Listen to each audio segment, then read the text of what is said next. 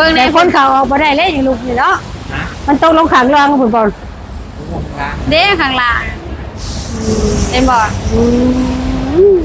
เจริญคักเจริญแน่เนาะเป็นตาเบิ่งแต่แท้ เดินบ่ เออ เบิ่งเจ้าเพิ่นเฮ็ดนั่นได้น้ำอยู่ในห่างบ่ได้แม่เอาขึ้น นี่ มาได้ บ่เคยเอามาขึ้นได้จังไดเนาะเฮ็ดเป็นไฟแสงสีวิบวับวิบวับอยู่นะฮะ มาเห็นจังซี่ความรู้สึกดีใจสิว่าสำใดเลยบ่เคยเห็นจักเทื่อหั่นน่ะ ไม่เคยเห็นแล้วผ่านมี บ่เคยเห็น บริสุทธิ์นามดานถึงเพิ่ม บ่ อันนี้บ่ฮู้ว่าเพิ่นเอาขึ้นได้ได้เนาะ อือ ไม่รู้ว่าเขาเฮ็ดที่ไหนเป็นตัวอักษร เด้นั่นแหละจังว่าเขาเฮ็ดจังไดจังว่าคือเป็นไฟเป็นแดงๆเนาะคือสีแดงสีอันนั้นลงมาเนาะ เป็นสี ไฟสีเนาะโอ้ยคักเจ้า มีทุกสี เฮ็ดคักแม่น่ะสีเขียวสีเหลืองบัดนี้น่ะสีแดงบัดนี้ เห็นบ่นี่ก็พอไม่ได้ให้แม่มาย่างไม่เล่นเทวห่างไอคอนสยาม เปิดขายมะม่วงอะไรโอ้ยคือว่ามะม่วง ปลอมนี่ไปแม่เป็นเรือเป็นเนี่ยเป็นเรือ ตัวเนาะจะไปเห็ดจุกน้ำหนุกนะน้องน้ำนะเนาะ คือนะแม่เนาะ คือลิ้นหล่อเนาะ มาย่างบางทีก็มีได้ไหมนี่ จะเป็นเข็นจุกจะเป็นเพื่อเห็ดคือน้องนี่เนาะคือน้องน้ำนะนี่มีนกมียังค่ะนะ คือเนี่ยคนนี้เขาจะมากินข้าวกินน้ำลายแห้ง มีนกแล้วมีนกอยู่น้องน้ำนะ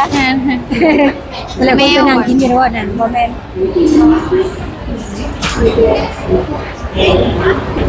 สบายดีสวัสดีค่ะทุกคนพบกับน้องมีตอนนี้น้องมีอยู่ที่ในคอนสยามทุกคน หลาย หลายได้แม่มาเห็นนี่นะ ดีใจเนาะดีใจได้คนเรามาขายของ มาเที่ยวห่างไปทั้งที่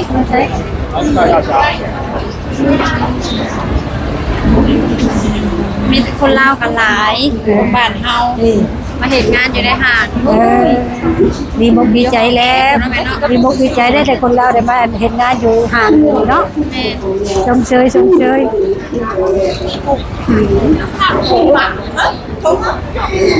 ไม่สร้างทั้งพี่มีสร้าง ไม่ ไปทางไหนเนาะ บอกว่าโมเห็นกาออกว่าไปมองใหม่ เมื่อทางนี้ก็มีน้ำ มีน้ำมีขายนี่เนาะมี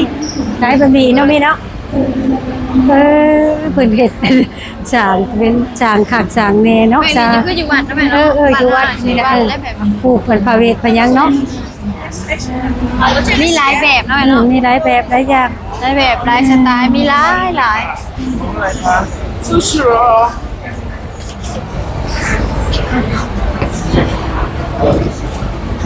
เหม็นว่าทางนี้ไปเฮาไปทางเก่าเล่น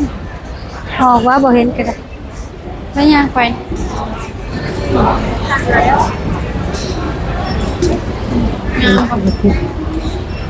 ขายพี่จังเนาะ มีหลายแบบมีแบบตั้งแต่แบบโบราณได้ไหม แม่นมีแพนมีหยัง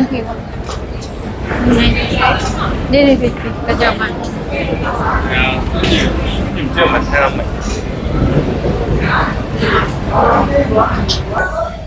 คนแม่คิดว่าเพื่อนสำเพื่อนตัวของน้ำนะ แต่ จะเห็นบ่อยตายแม่เที่ยวห้างอีกแล้ว มาอีกแล้วมาอีกแล้ว อันนี้ไอคอนสยามเดิน มวนหลายสนุกสนานหลายแต่เบิ่งแต่แห้งแต่เบิ่งแต่ส้มแต่เด้อมาเด้อพี่น้องมาเบิ่งน้ำกันเด้อยายเห็นบ่แล้วได้ยายเห็นบ่แล้ว ได้เห็นหมดแล้ว ทางนึงทางเพิ่นรถไฟฟ้าใส่ดอกใส่ดินก็ได้ขี่มาแล้วเด้อ เห็นหมดแล้ว ไฟฟ้าอย่างนั้นคนบ่มีคนขับก็ได้ขี่แล้ว รถไฟฟ้าไร้คนขับ ได้ขี่มาแล้ว มาเด้อมาเพิ่นน้ำยายเด้อมาเบิ่งน้ำกันเด้อ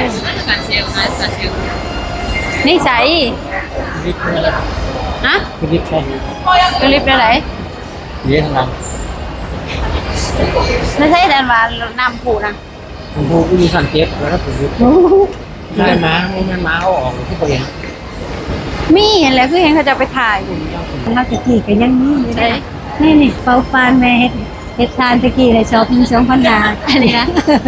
กระเป๋าบ้าน อันนี้เป็นหมอนได้แม่ นี่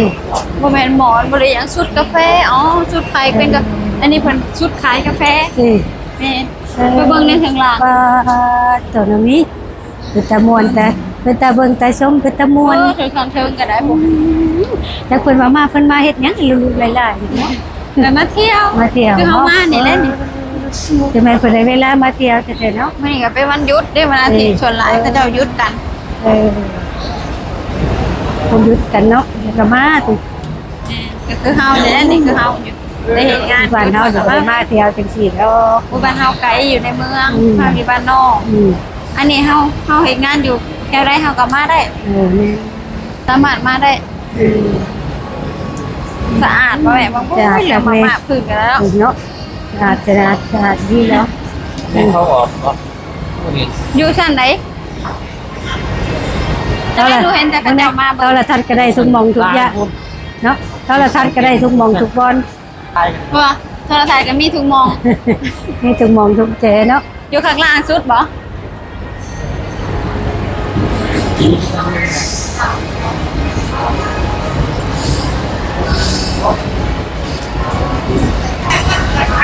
ลูกพามาเบิดมือ สั้นหยังอีก สั้นหนึ่ง สั้นหนึ่งก่อน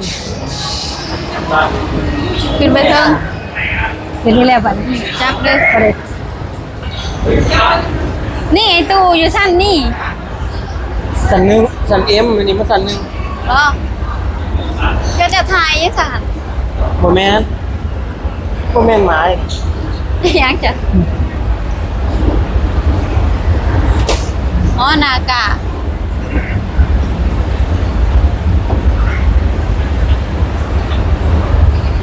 สบายเนาะขึ้นลงกับบ่ได้ย่าง อันนี้ พอสบายขึ้นลงกับบ่ได้ย่างยืนไปโลด ทันสมัยเถิด บ่ต้องย่าง บ่ได้ย่างเลยสองพี่น้องเขาอะ บ่แม่นแม่กับลูกบ่เพิ่นว่าพี่น้องบ่ถ้าย่างทั่วกรุงเทพก็เหมือน พายายเลาะ เดี๋ยวสิบ่ได้เมื่อบ้านแล้วบ่ได้ย่างได้ บ่แล้ว แล้วแบบ เราทงหน้าได้เมื่อบ้านนี่เราทงหน้าเด้อพี่น้อง เราหาเฮ็ดทานเก็บเฮ็ดปวกเฮ็ดอันละโงกเด้อเก็บปักติวแล้วอยู่บ้านอยู่ทางบ้าน อยู่พี่มีแต่ย่าง ตา ตาม ม ประเท หา ศแล้วอะเก็บมา อยู่พี่บ่ได้เห็นขี้ดินได้แม่ บ่เห็นเนาะแม่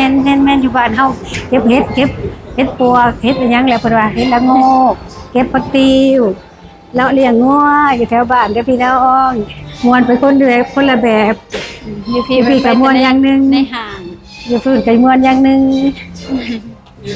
อยู่พี่มันอยู่พี่ก็ไป ไปเป็ดเข้าความไวปานนั้นบ่ไปบ่ไปเด้อเนาะ อ๋อมันอยู่ชั้น7ติ อืม ได้เห็นบ่แม่พุ่น ใส่ ย่างไปเบิ่งน้ำตก ในบ่น้ำตกนี่ ได้น้ำตก นี่ แล้วก็มีคู่หมองเนาะ เบิ่งหาจังก่อนจะย่าง จอหัวหน้า คน เด้เออ บ้านเขาเนี่ยจอเขาโทรทัศน์ แม่น มีน้ำตก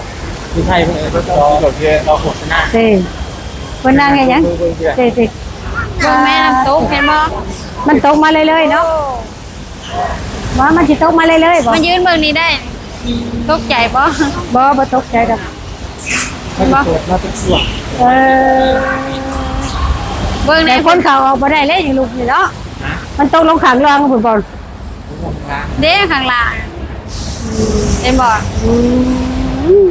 เจริญคักเจริญแน่เนาะเป็นตาเบิ่งแต่แท้ เดินบ่ เออ เบิ่งเจ้าเพิ่นเห็นนั่นได้เห็นน้ำอยู่ในห่างบ่ได้แม่เอาขึ้น นี่ มาได้ เพิ่นเอามาขึ้นได้จังไดเนาะ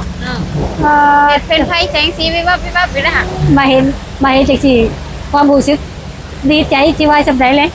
บ่เคยเห็นจักเทื่อหั่นน่ะ ไม่เคยเห็นแล้วผ่านมี บ่เคยเห็น บริสุทธิ์นามดานถึงเพิ่ม บ่ อันนี้บ่ฮู้ว่าเพิ่นเอาขึ้นได้ได้เนาะ เขาดูว่าเขาเฮ็ดที่ไหนเป็นตัวอักษร เด้นั่นแหละจังว่าเขาเฮ็ดจังไดจังว่าคือเป็นไฟเป็นแดงๆเนาะคือสีแดงสีอันนั้นลงมาเนาะ เป็นสี ไฟสีเนาะโอ้ยคักเจ้า มีทุกสี เฮ็ดคักแม่น่ะสีเขียวสีเหลืองบัดนี้น่ะสีแดงบัดนี้ ยังบ่ เนาะมีหมดทุกสี เออ เบิ่ง ส อันตะตก เบิ่งในข้างล่าง ทางมันสิตกลงไปข้างล่างพุ่นเนาะ เด้น่ะมันเป็นบ่อ พี่สิเย็นดีเนาะเย็นดีเลยเบิ่งน้ำนี่พุ่นอ๋อไปกอได้จังได๋ตรงนี้ เบิ่ง แม่ก็บ่ได้น่าเชื่อเลยบ่เคยเห็นจังซี่บางทีคิดว่ามันสิเป็นจังซี่เขาสิปล่อยมาได้จังได๋น้ำ เนาะ เนาะ ฮู้ประเทศแนวไหนนี่แม่เงินหลายเนาะแม่เนาะ บ่จัก เบิ่ง สิแตงว่านี่ก็เนาะนี่สิไปสร้างนี่ก็จนว่าแล้วนี่เนาะสิไปเฮ็ดได้จังซี่หั่นน่ะถือว่าเพิ่นเก่งเนาะถือว่าเพิ่นเก่งอีหลี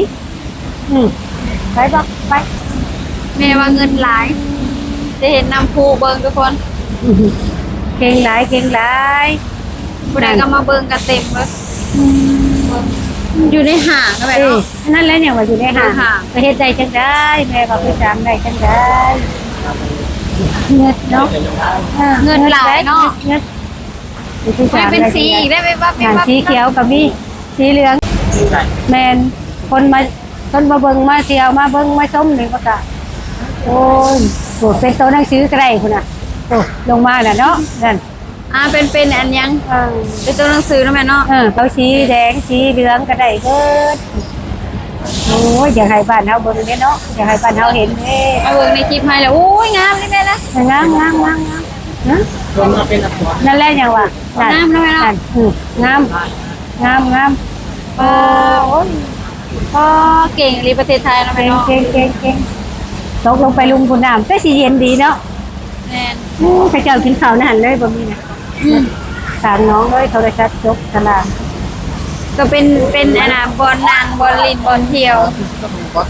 โอ้ มีออกไปข้างนอกอีกได้แม่ เอ้ย นี่ไปข้างนอกอีกเบื้องมุมสวยๆงาม อะไรแรงอยู่ใช่อะไรไปทางไหนบัดนี้ ๆถ้าเจ้าเฮ็ดอีหยังอัน ได้แล้วข้าเจ้าเฮ็ดได้ไหม คอยจุก ลินนางลินไอ้นะข้าเจ้าได้ มาคำถาม บอก แข่งกัน โอ้ยโอ้ยเป็นตาเจ็บตาปวด เป็นตาแทงกันลีเนาะมีแทงกันวะ มีดอ่อน โอ้ย จะตาย่านไปก่อน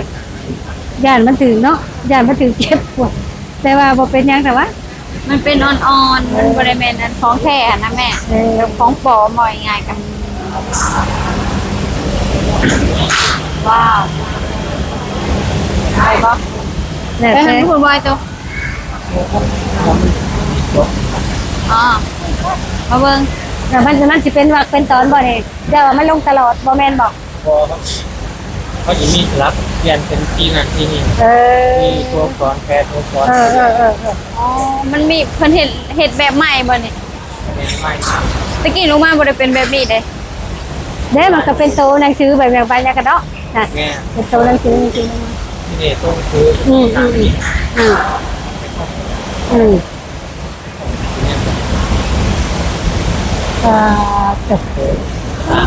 กดสร้างมาหนะจักปีจักเดือนแล้วจังแล้วนี่เนาะ หลายปี เนาะ เพื่อที่ เพื่อสิได้จำนี้เนาะ พบเช็ด แม่นแหละ เพื่อที่เกิดใส่ตัวท้ายปี คือพอเพิ่นมาเบิ่งน้ำตกนี่แหละได้ยินแต่ชื่อแต่เสียงเนาะบัดนี้เห็นคักเห็นแน่แล้วบัดเห็นเป็นเห็นเตอะทับตาแล้วบัดนี้บ่ให้ไฟตัวดอกบัดนี้น้ำตกอืม บ้านเฮาห้องน้ำต้นตาลเนาะแม่เนาะ ว่าบ้านเฮาก็ย่อยน้ำย่อยลงมาแต่พูดแต่พาไปแล้ว เงินหลายเนาะแม่เนาะ เงิน บ่ได้เป็นสีนั่นสินี่ แม่เนี่ยคนส่งเองคนเล่า แม่นคนนี้ บ่ได้มาใช่บ่ เคยมาในที่ไหนบ่ได้ แม่น เห็นยัง อยู่ต่างจังหวัด คันเว้าแล้วบ่แพ้แม่จะบ่จะนะ บางคนเพิ่นก็มา แม่นแล้วบุญถ้าแม่นถ้าบ้านเฮาก็บุญหลายใจยาวเนาะสิได้มาเห็นจังซี่นะ คนเล่าหลายคนทุกคนมาที่ แม่ก็ดีมกดีใจอยู่ได้มาเห็นจังซี่เห็นหลายบอลหลายทีหลายเปลี่ยนไปเรื่อยๆแบบเบิ่งน่ะเนาะมันสิมีหลายแบบหลายอย่างหั่นน่ะ บริเป็นอันนี้นะ เด้ เปลี่ยนไปอีก เปลี่ยนไปอีกบ่โอ้ยคันเว้าน่ะสิมาอีกแล้วปีหน้า ติดใจแล้ว ติดใจแล้ว มันติดใจแล้วทุกคน มาอีกแล้วปีหน้า ถ้าเป็นคนวิวได้บัด อยู่ไสบัดนี้ ที่ไหนใช่เป็นวิว แม่นเด้ เป็นเรือท่านของ300 ล้านสำหรับคน เ โอ้ เที่ยวไปจอดเรือกินอาหารบนเรือ อืม เรือเรามากๆไง ปล่อยแต่คนขี่บ่บ่ นี่ พระเจ้าขี่นักท่องเที่ยวนี่แหละขึ้นไปดินเนอร์ เต้นกินในเรือ โอ้เขาเฮ็ดได้บ่เขาเฮ็ดคักเฮ็ดแน่เนาะ กินเผากิน เป็นแบบเป็นตะเบิงตาส้มเหรอเนาะในเบิงตะได จะอยากไปนั่งเรือเนาะแม่เนาะ แม่นอยู่ ดีมีแม่มีเงินละ มีเงินถึงเลขก่อนถึงเลขแล้ววันที่ 1วันที่16นี่แหละสิถึงเลขกลับบ้านเลย แต่หาเที่ยวต่ออีกเนาะมาเที่ยวต่ออีกแล้วกันถึงเลข ได้เงินแล้วก็เที่ยวต่ออย่างเมื่อ แม่นท่านมีโชคว่าโชควันที่1กับวันที่16แล้วก็มีเงินก็กลับบ้านเลยแล้ว แต่ที่เรื่องที่การที่หาป้าเมย์มันเป็นฟิวบรรยากาศของในความมีโอ้การบอกว่างานที่ดูเต้นไปเนาะแล้วพอกันที่หาครับ นี่จ้า ไปดีจ้าไปเบิ่งเขาเจ้ามาเบิ่งหลายแม่ย่างไปใครแม่มาเบิ่งน้ำคุอยู่ในห้างไอคอนสยาม